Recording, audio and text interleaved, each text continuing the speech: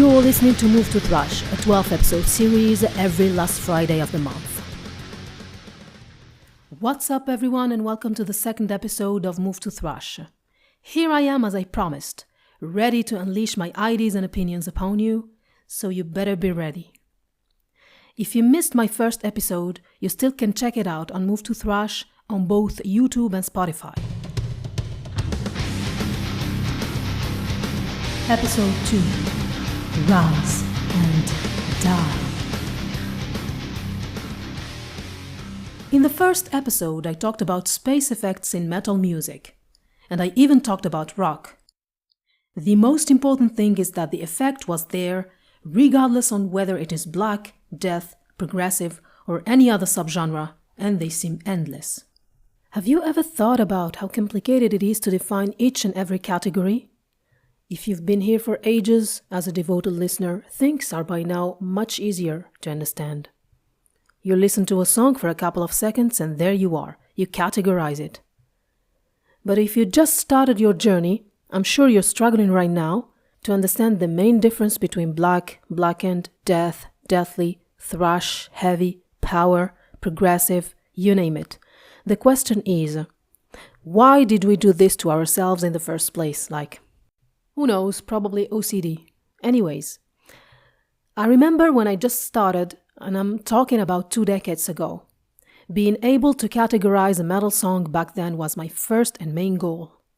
And I kept asking my experienced friends who've been metalheads for a while then, can you please just help me identify the genre of a song just by listening to it, like you do it naturally? And the answer was always, you're going to figure it out with time. The more you listen, the more you master this skill, which is in reality not a skill in the first place, it's just a natural thing. Well, with all the respect I have for these friends to whom I'm so grateful, I still don't fully agree with them. Because whether it's a skill or a mental disease, categorizing a band is not a natural and easy thing, especially if this band never settles in a particular sound. But I think it's more of a listener issue than a musician issue. I'm gonna explain that. Most musicians, when you talk to them about metal genres, they dodge the topic, saying they don't give a damn about categories and that metal is metal, and it should be just one general word. I remember Chuck Schuldiner saying in one of his interviews, I hate categories, categories suck. All these categories screwed a lot of people up. Yes, Chuck, I know what you mean, and to a certain level, I agree with you. I actually do understand why musicians don't want categories. I think it's more of a personal thing to them. Let's say it's a professional thing. I think it's because categories divided the metal scene to who can perform and who cannot, to who deserves to perform live and who doesn't, to who attracts more public and who doesn't, to who is more mainstream, which equals moneymaker, and who is eternally poor and unable to make money from the metal scene, to who is politically correct and who is not, and the last one is extremely important. These are the main issues I think musicians have been struggling with, and I think this is why they don't want any kind of division in the metal scene, to preserve equality between them regardless of their sounds and opinions. And I go back to death. And through the years, Chuck Schuldiner developed a hostility towards metal categories because simply he himself has been criticized harshly when he started detaching from the leprosy sound, which was and probably still is considered the real and true death metal sound. You wouldn't believe me probably if I tell you Human was harshly criticized and almost excluded from the old school sound when it first came up in 1991. I remember another Death interview around the release of this album in which Chuck Schuldiner complained about Human being described as pussy death metal. Yeah, believe it or not, this actually happened. Yeah, and Chuck Schuldiner talked also about the tension rising between them and Massacre at that time, always because of the same thing, the change in the death sound from Leprosy to Human and everything that came after. While I fully understand where did this hostility towards categories come from, I don't think it's rational enough to completely deny categories amidst all the variety we have in this music. When I talk about the categorization of genres, I am talking about it from a scientific point of view. It's rather analyzing the musical, lyrical, and picturesque common points between bands and putting them in categories. For me, it's like an academization of metal music, which gives it credibility, exactly like classical music. With all its theories, it seems like legit exact science. And therefore, it is respected and highly regarded. This fear of categories created problems within the career of some bands. Some changes have never been accepted by the fans, and I go back to saying it's more of a listener issue. I'm actually one of them.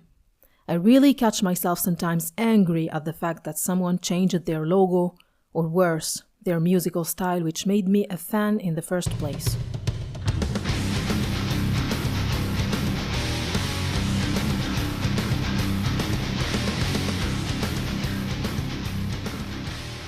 Welcome back. As I said, I pictured all these changes in the title Rise and Die, which refers to guitar tuning, rise when it's high, die when it's low. Being one of the first unities of measurement I personally use to identify changes in a given band's music, the guitar to me is probably the most important instrument in metal music. For example, the changes in guitar tuning created a fine line between black and death metal, and the emerging of Black Death or Blackened Death. Regardless on whether Black Death and Blackened Death are the same thing or not, ain't nobody have time for that. I'm gonna talk about one of the most remarkable bands in the Swedish metal scene that have this fine line between the two genres. Yeah, it is Necrophobic. A so rich discography on the musical, lyrical, but also on the rhythmical level. The band has been using different approaches to make both the black and the death sounds pop without settling in just one of them. When you take a look, even quickly, at Dark Side, released in 1997 on the outstanding label Black Mark Production, which is my favorite album by them, the whole thing is considered black metal, yet on a D-standard guitar tuning, which is considered a classic death metal tuning used by the Florida Squad in the early 90s. While the C, or even the B standard, are a classic Swedish death metal tuning. But they don't stop here. You move to 2006, Hrimthursum is probably the album with the strongest symphonic touch, and it also seems to be the darkest and with the lowest tuning, despite it being always on D-standard. And despite the fact that Necrophobic used classical items before, like the classical piano, for example, in Dark Side. Quick note, Hrimthursum is an Icelandic word meaning frost giants. You're welcome.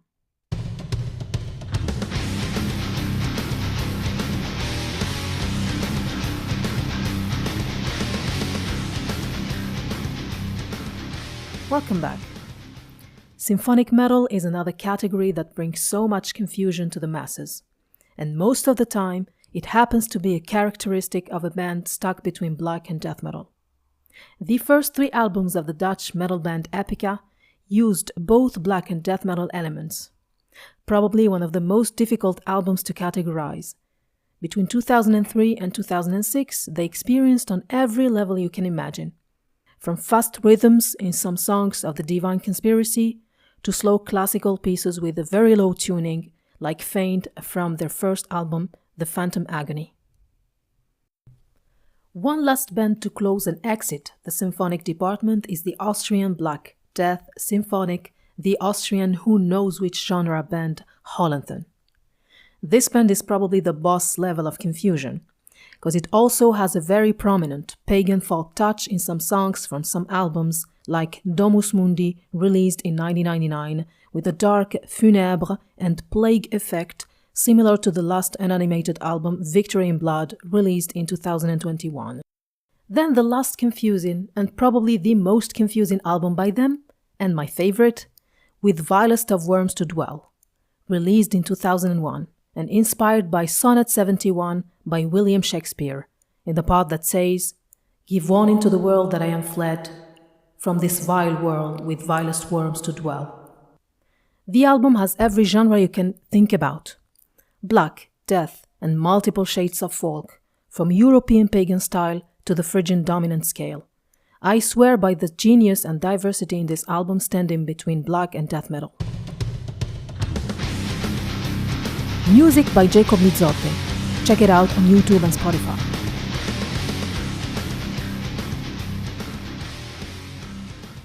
Welcome back.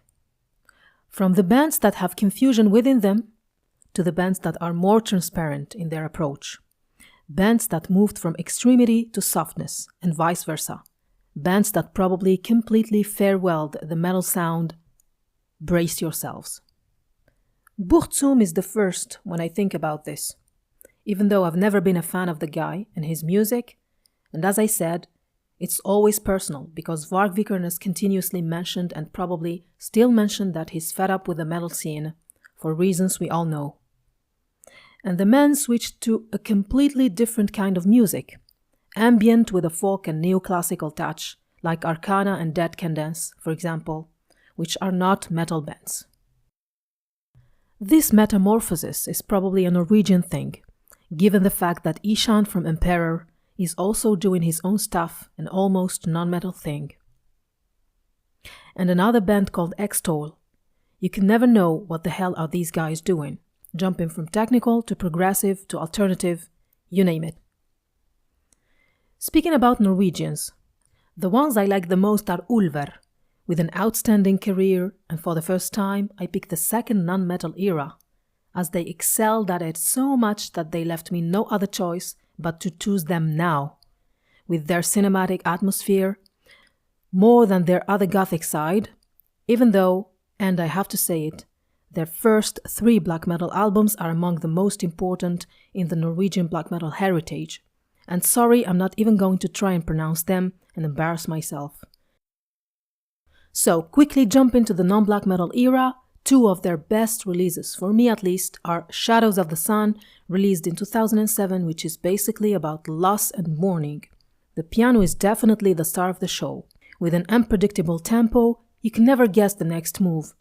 And the whole thing is just so addictive. Then comes the legendary Childhood's End, released in 2012, which is supposed to be a cover album of some of the best 70s rock music against Vietnam War. And apart from the epic anti-war cause that I fully support, the fact that every cover is better than the original song blows my mind. And I guess Ulver and Napalm Death in Leaders Not Followers, released in 1999, are the only bands, or let's say probably the only bands who ended up creating new albums out of already existing albums, because of the incredible amount of creativity instead of blindly copying a song. This approach was actually supported by artists like Dan Svano, who said in one of his interviews that adding his touch to the songs he mixes has nothing to do with the will to control or correct things, but it's rather him pouring his vision of the whole thing and explaining the way he receives the music he's working on. And what a time in talking about Dan the Man Svano, one of the most confusing guys metal history knows. He has absolutely no limits, and he can work on any kind of music no matter when and where it comes from his own project to Edge of Sanity, or any of the 1 million bands he's been somehow involved in. Then comes the rest of the Swedish squad, and we don't have an eternity to mention everyone, but Dissection, Eucharist, Gates of Ishtar, and again Unanimated are among the bands with guitars that rise and die. And with the Swedish sound, we close our topic. So last but not least, ladies and gentlemen, finally, Bathory. You're listening to Move to Thrush, episode 2, Rise and Die.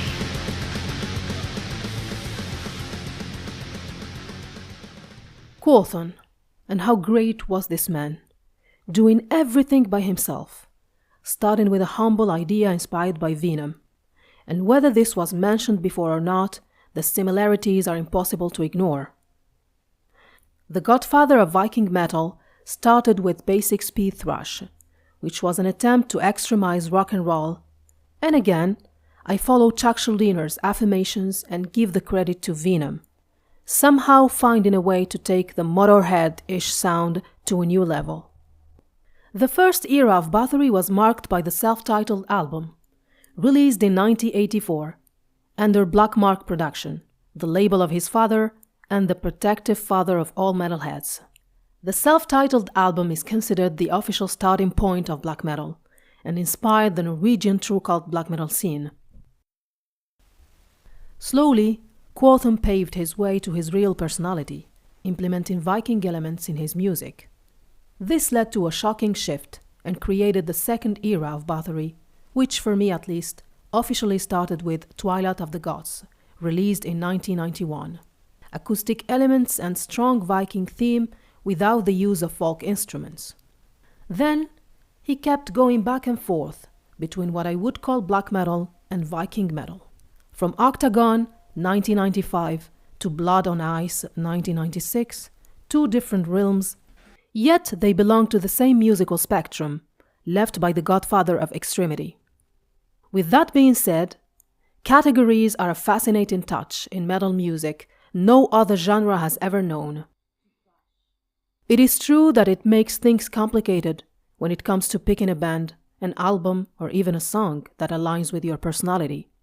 It creates probably problems between bands, like elitism and so on, but it's a creative and an unlimited approach through which you get to witness the genius and polyvalence in the process of composing metal music. Thank you for making it to the end of this episode, and I will catch you next time with another episode. Until then, move to thrash.